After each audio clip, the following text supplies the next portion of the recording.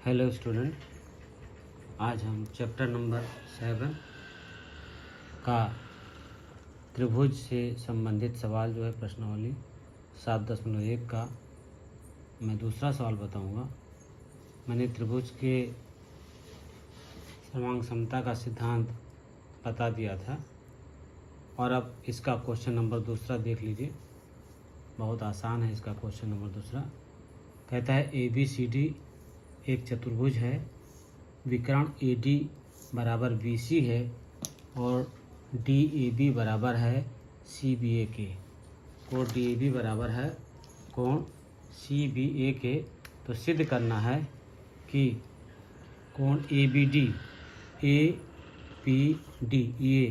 ये कोण त्रिभुज जो है ABD सर्वाक्षम होगा BAC के। ये त्रिभुज, ये वाला त्रिभुज सर्वांगसम होगा किसके? ये त्रिभुज सर्वांगसम होगा ABD सर्वांगसम होगा त्रिभुज BAC के त्रिभुज। और दूसरा होगा BD बराबर होगा AC के, ये विकर्ण बराबर होगा। और कोण ABD ये कोण ABD ये कोण बराबर होगा BAC के इस कोण के। तो सबसे पहले दिया है, देख लेते हैं। चतुर्भुज ABCD में AD बराबर है BC के। ये AD जो है वो BC के बराबर है और DAB बराबर है CBA के।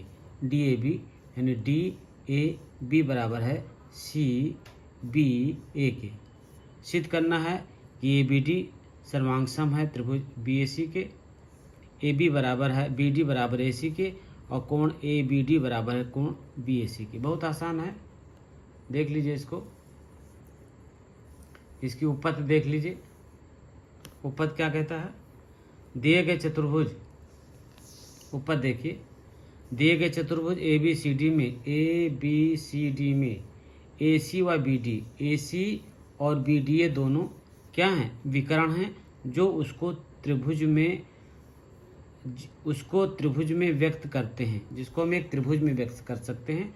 और त्रिभुज ABD और BAC की तुलना करने पर ABD और BAC दोनों की तुलना कर दीजिए। तुलना करने पर क्या होता है, देखिए ध्यानपूर्वक। ABD और BAC में AD बराबर BC के। ये AD जो है वो BC के बराबर है, ये भुजा इसके बराबर है। और DAB ये कोण बराबर है CBA के। ये कोण जो है इस कोण के बराबर है, ये दिया हुआ है। तो AB बराबर AB, ये AB जो है दोनों में उभयनिष्ठ है, दोनों त्रिभुजों में उभयनिष्ठ है। तब सर्वांग समता नियम के अनुसार SS साइड एंगल और साइड, ये साइड एंगल साइड में इसमें त्रिभुज में दोनों में साइड एंगल साइड में दोनों त्रिभुज ABD ये सर्वांगसम होगा। ये त्रिभुज जो है सर्वांगसम होगा त्रिभुज BAC के। ये त्रिभुज के सर्वांगसम होगा। ये त्रिभुज, ये वाला त्रिभुज जो है इस त्रिभुज के, ये वाला त्रिभुज आपका, ये त्रिभुज ABD ये सर्वांगसम होगा त्रिभुज BAC के या BCA के। ये त्रिभुज के सर्वांगसम होगा। ये वाला त्रिभुज जो है इस त्रिभुज के सर्वांगसम होगा। इति सिद्धम। सर्वांगसम त्रिभुज में संगत माप बराबर होते हैं, सर्वांगसम त्रिभुजों में। और ABD और BAC सर्वांगसम है। ABD और BAC ये त्रिभुज और ये त्रिभुज ये दोनों सर्वांगसम हैं। ये त्रिभुज और ये त्रिभुज दोनों क्या हैं? सर्वांगसम है। तो सर्वांगसम त्रिभुज सर्वांगसम है तो संगत भुजाएं बराबर होंगी। तो BD बराबर हो जाएगा AC के, BD AC के बराबर हो जाएगा। और थर्ड देखिए, त्रिभुज ABD में सर्वांगसम है, ABD सर्वांगसम है BAC के, तो ABD कोण बराबर होगा BAC के। तो यही आपका सिद्ध करना था तीनों। तो इस तरह से तीनों सिद्ध हो गए हैं, तीनों इसके पार्ट सिद्ध हो गए हैं। इसका अगर स्क्रीनशॉट लेना है तो इसका स्क्रीनशॉट यहाँ से ले लीजिए और इसके बाद अगर इसका स्क्रीनशॉट लेना है तो इसका भी स्क्रीनशॉट आप ले सकते हैं। और ये थोड़ा बचा हुआ है, इसका भी स्क्रीनशॉट आप ले लीजिए। तो इस तरह से इन तीनों के स्क्रीनशॉट आप ले लेते हैं। और अगर चैनल आपको पसंद आता है, चैनल समझ में आता है, तो इस चैनल को लाइक और सब्सक्राइब ज़रूर करें। यदि चैनल से नए जुड़े हुए हैं तो इस चैनल को सब्सक्राइब करना ना भूलें, बेल आइकन को भी दबाएं, और जैसे ही बेल आइकन को दबाएंगे हम नया वीडियो बनाएंगे, आपके पास तुरंत उसका नोटिफिकेशन पहुंच जाएगा। अब इसी का तीसरा सवाल देखिए।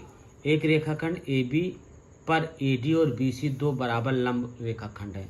एक रेखाखंड AB पर, ये देखिए AB पर BC और DA, BC और DA, BC और AD कह लीजिए, DA कह लीजिए, कुछ भी कह लीजिए।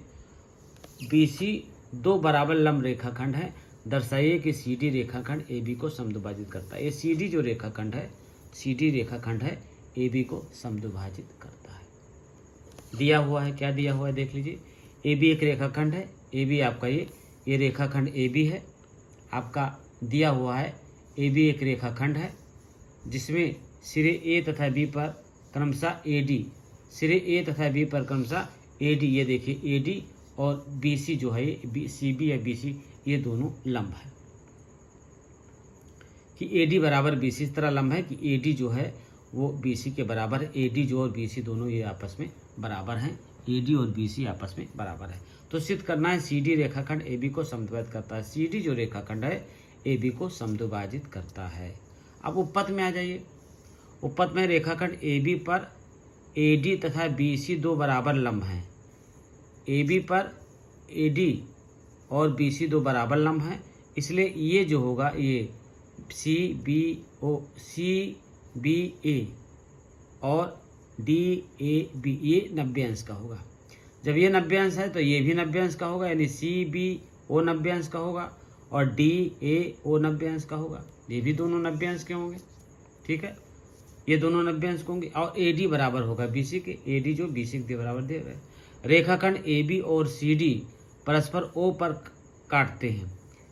AB और CD जो दो रेखाखंड AB और CD जो है ये AB और CD जो है ये परस्पर O पर यहाँ पर ये कट करते हैं, O पर काटते हैं, इसलिए AOD बराबर है BOC के।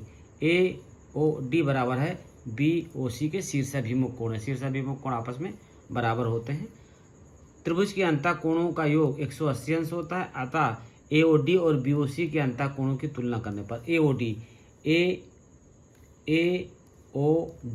और BOC के अंतःकोणों की तुलना करते तो क्या ले लेते हैं, AOD plus ODA plus AOD, AOD plus ODA plus DAO एक तरफ ले लिया, दूसरी तरफ ले लिया, चाहे ऐसे ले लीजिए CBO, BOC और OCB, चाहे जैसे ले लीजिए। दोनों तरफ दोनों त्रिभुजों को जोड़ देते हैं, दोनों त्रिभुजों को क्या करते हैं, जोड़ देते हैं। दोनों त्रिभुजों को हम ले लेते हैं, यानी इस त्रिभुजों के और इस त्रिभुजों के तीनों अंतःकोणों का योग को बराबर कर देते हैं। हम जानते हैं ये 90 अंश है, ये 90 अंश है, तो इसको 90 अंश रख दिया। समीकरण 1 तथा 3 से, समीकरण 1 और 3 से AOD, ये समीकरण 3 देखिए, यहाँ पर समीकरण है आपका जो समीकरण नंबर 3 है, यहाँ पर AOD BOC के बराबर है। तो AOD के स्थान पर BOC अगर हम रख देंगे तो AOD BOC कट जाएगा, तो ODA बराबर हो जाएगा OCB के, ODA बराबर हो जाएगा OCB के हो जाएगा। AOD तथा AOC में अब DAO बराबर CBO के समीकरण 1 में प्रत्येक 90 अंश है, तो AD बराबर हो जाएगा BC के और ODA बराबर हो जाएगा OCB के। सर्वांग समता के ASA के एंगल साइड एंगल से, एंगल के ले लीजिए, साइड ले लीजिए, एंगल ले लीजिए। एंगल साइड एंगल से दो एंगल ले लीजिए, एक साइड ले लीजिए। एंगल साइड एंगल से परीक्षण से AOD बराबर हो जाएगा, सर्वांग सम होगा BOC के, AO बराबर OD के हो जाएगा। AB बराबर हो जाएगा AO प्लस OD के। रेखाखंड AB बिंदु O पर समद्विभाजित होता है, अतः CD रेखाखंड AB बिंदु O पर समद्विभाजित करता है। तो इस तरह से ये दूसरा सवाल हो गया। दूसरे सवाल का अगर आपको स्क्रीनशॉट लेना है तो इस दूसरे सवाल का स्क्रीनशॉट आप ले सकते हैं, आराम से इसका स्क्रीनशॉट ले लीजिए। और उसके बाद इसका भी स्क्रीनशॉट लेना है तो इसका भी स्क्रीनशॉट आप ले सकते हैं, इसका भी स्क्रीनशॉट ले लीजिए, ठीक है। और इसका भी स्क्रीनशॉट ले लीजिए आप लोग, इसका भी स्क्रीनशॉट आप ले सकते हैं। तो इस तरह से ये 2 सवाल आपके सॉल्व हो जाते हैं। अब हम तीसरा सवाल देखते हैं। तीसरा सवाल कहता है, क्या कहता है देखिए, कहता है एल और एम 2 समांतर रेखाएं हैं। एल और एम, एक एल समांतर रेखा ये है और एम समांतर रेखा ये है। एल एम 2 समांतर रेखा हैं जिन्हें समांतर रेखाएं पी और क्यू का एक युग्म प्रच्छेदित करता है। जिसे समांतर रेखाओं पी और क्यू का एक युग्म जो है वो प्रच्छेदित करता है। पी और क्यू का, पी और क्यू का एक युग्म, यानी ये आपका पी है और ये क्यू है। पी और क्यू का एक युग्म जो है प्रच्छेदित करता है, पी और क्यू का एक युग्म प्रच्छेदित करता है। और तो दर्शाना है कि ए बी सी ये सर्वांग होगा सी सी डी ए के, ये सर्वांग होगा। तो अब रचना में क्या करते हैं, ठीक है, ये दिया हुआ है इस तरह से किताब में, ये सवाल इस तरह से दिया हुआ है। ध्यानपूर्वक देखिए आप लोग, ये आप लोग किताब देखेंगे तो ये सवाल इस तरह से दिया हुआ है। तो इसके बीच में हम एक रेखा को यहाँ से खींच देते हैं, ये ड्रा कर लेते हैं एक रेखा यहाँ से। देखिए आप लोग, यहाँ से एक रेखा हम खींच लेते हैं। तो देखिए एक रेखा हो गई आपकी, ये रेखा हमने खींच लिया यहाँ पर, ठीक है, एक रेखा हमने यहाँ पर खींच दिया है। अब इसका हल देख लेते हैं। हल में सबसे पहले लिख देते हैं दिया है, तो दिया है लिख देते हैं, दिया है में दिया है लिख देते हैं। सबसे पहले क्या दिया है आपका, दिया है एल और एम 2 समांतर रेखाएं हैं। एल तथा एम 2 समांतर रेखाएं हैं, 2 समांतर रेखाएं हैं। एल तथा एम 2 समांतर रेखाएं हैं, ठीक है, जिनको एक अन्य 2 समांतर रेखाएं, जिनको एक अन्य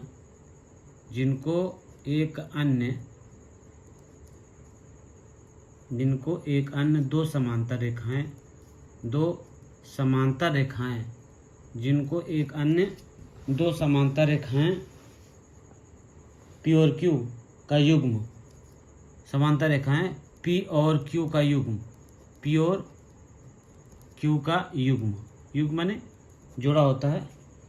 पी और क्यू का युग्म जो है बिंदुओं ए बी सी और डी पर प्रच्छेदित करता है। युग्म बिंदुओं ए कामा बी कामा सी तथा डी पर प्रतिच्छेदित करता है, प्रतिच्छेदित करता है,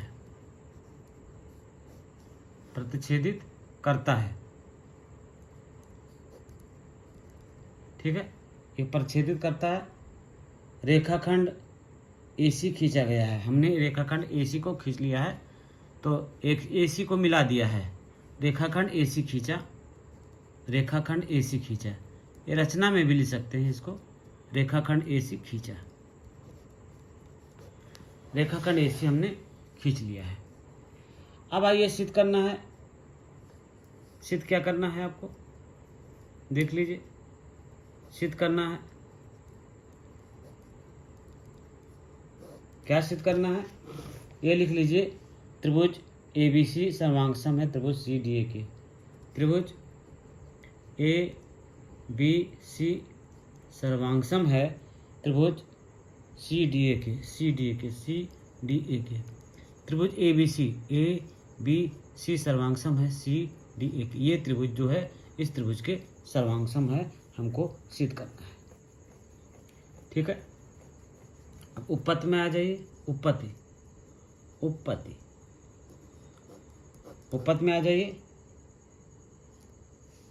उपपत्ति में देख लीजिए आप, एल जो है समांतर एम के, एल जो है समांतर है एम के, और ए सी एक त्रियक रेखाखंड है, और ए सी त्रियक रेखाखंड इन्हें प्रच्छेदित करता है। ए सी त्रियक रेखाखंड, त्रियक रेखाखंड इन्हें प्रच्छेदित करता है, इन्हें प्रतिच्छेदित करता है, प्रतिच्छेदित।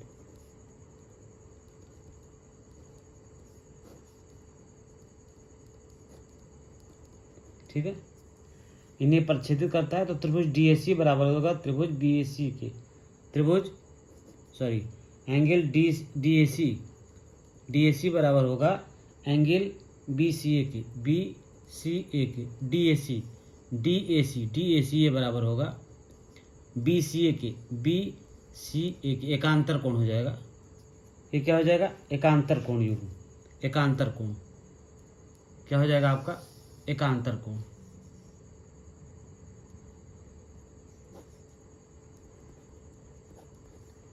फिर से देख लीजिए, एल समांतर एम के है और एसी त्रियक रेखाखंड इन्हें प्रच्छेदित करता है। एसी त्रियक रेखाखंड इन्हें प्रच्छेदित करता है, तो डी ए सी बराबर होगा बी सी ए के। ये त्रियक रेखाखंड है। इसी प्रकार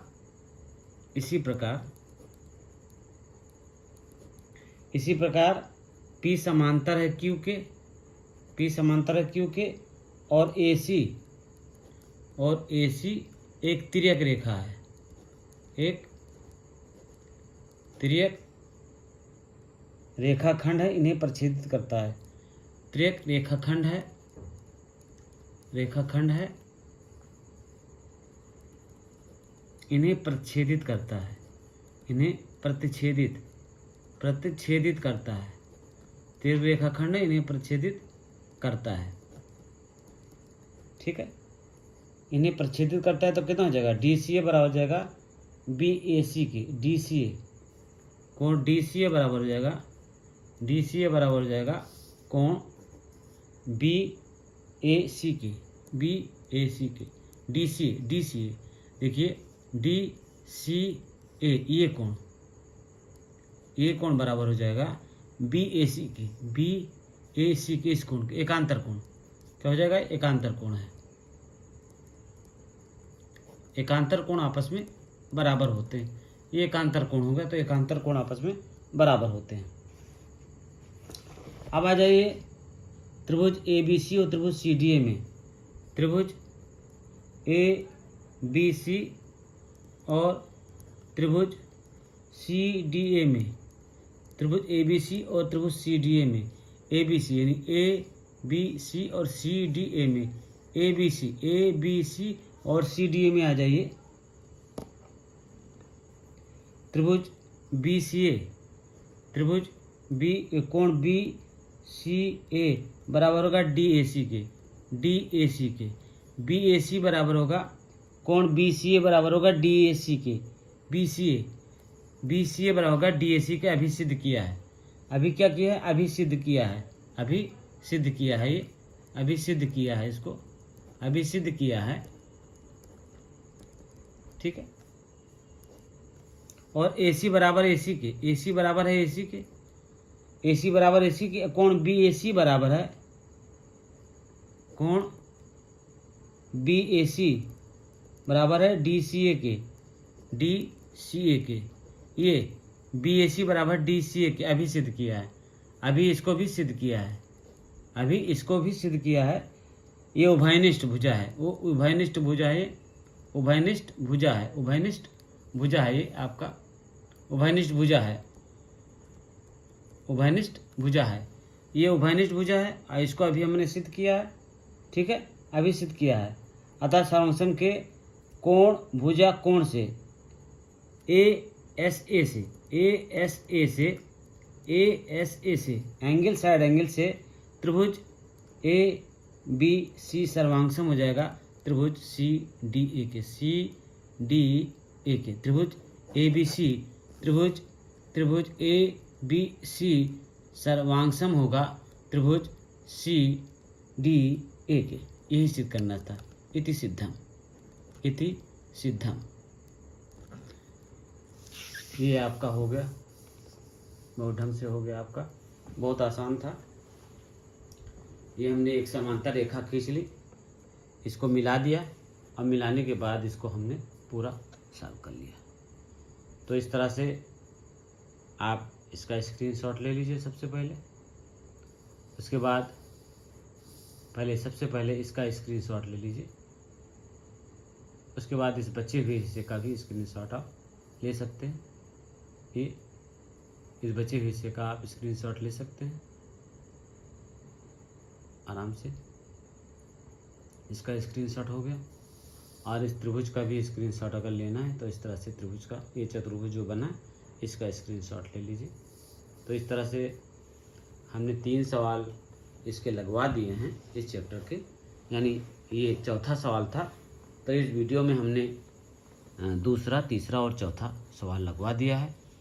और अगर वीडियो आपको समझ में आता है तो चैनल को लाइक सब्सक्राइब ज़रूर करें, बेल आइकन को दबाएं।